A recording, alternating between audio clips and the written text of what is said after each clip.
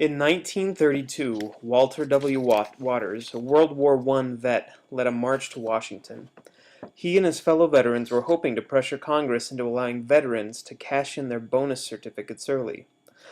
The bonus certificates entitled each veteran to $1 a day for each day of domestic service they'd given, and $1.25 a day for each day of overseas service.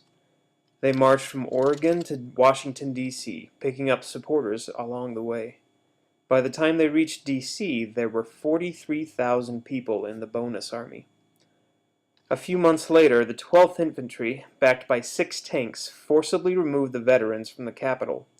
It was a terribly unpopular move by a president who was already embattled because of his seemingly heartless handling of the recession. So why would he do it? The negative press may have doomed him in the election of 1932. The day following the eviction, Hoover issued a statement saying, "A challenge to the authority of the United States government has been met, swiftly and firmly. After months of patient indulgence, the government met overt lawlessness as it always must be met if the cherished processes of self-government are to be preserved. We cannot tolerate the abuse of constitutional rights by those who would destroy all government, no matter who they may be. Government cannot be coerced by mob rule.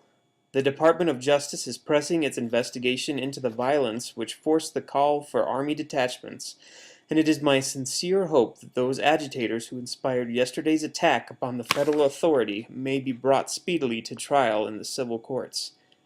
There can be no safe harbor in the United States of America for violence."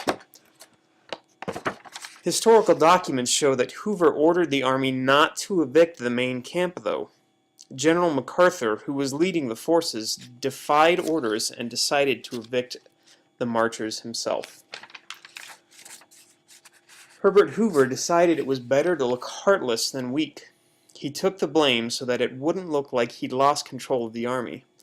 The decision was probably a factor in his loss to FDR in 1932. So even though they didn't get their bonuses early, this ragtag group of marchers may have changed the course of U.S. history.